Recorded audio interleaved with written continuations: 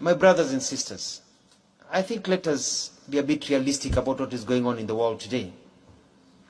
Many years ago, in Berlin, Europeans sat down and subdivided our continent, at times separating a brother from our sister. After they finished doing that and colonizing us, they went ahead and taught us to fear, hate, and keep away from each other. So you are my neighbor, but I fear you, and I don't want to mingle with you. Let me give you an example and use a few African examples. Today, it is easier for a European to travel within Europe without requirement of a visa.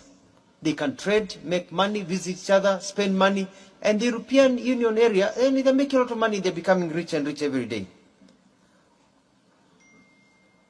In Africa, our former colonies and what they taught us still prevails. Then they mingle among each other. Today in Africa, the reality is that for an African to visit a European nation, an ordinary African, to visit a European nation, is like, let me give you an example my teacher used to use. It's like trying to milk an elephant because of the visa process. However, for a European to visit an African nation, most of our nations, it is like a walk on the beach. It's like going to have a cup of tea.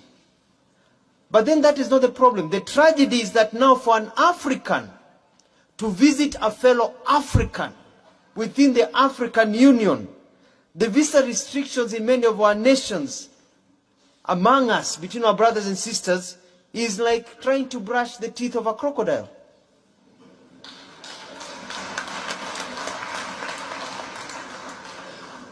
They came, divided us, and they have taught us to keep each other from each other. Then they're mingling with each other and making money and growing, but they have taught us to hate each other. But for us to really enjoy the true economic benefits of the Africa Continental Free Trade Area, we need to behave like the Europeans and allow for the free movement of people and trade. Our development agencies, such as the African Union Development Agency and others, cannot really succeed when there are all these restrictions among ourselves. To this end, in our contribution to this continental aspiration, Kenya is committed to progressively, and we are moving very fast by the end of this year, to abolish visas to citizens from African Union member states to make it easier to invest and do business in Kenya and across the continent.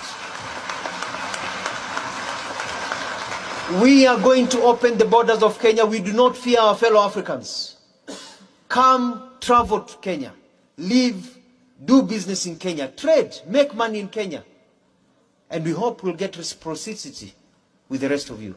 Let us open our continent so that we can make money and live together. Let us remove the shackles of colonialism that are still embedded in our heads and be able to move forward. Mr. Chairperson, Excellencies, climate change continues to ravage lives and livelihoods of millions. We must remain faithful in the implementation of decisions that we make in our sessions. Let me say something that some of you may not like. African Union needs to be self-reliant. As long as the bulk of the AU funds come from outside the African continent, we somehow will find ourselves dancing to the music that is not of our own making. Therefore, we must address the issue of reforms that will enable us to fund our own programs. Funding that comes from our friends is good, but it needs to be funding that is in support of our programs and not our lifeline. Therefore, this calls for a critical look at the architecture of the African Union and the way we implement our decisions and the way we fund this continent. It's a discussion that we must have, and we must agree to ourselves that we need to take care of ourselves so that others can support us, but we are not being told to dance.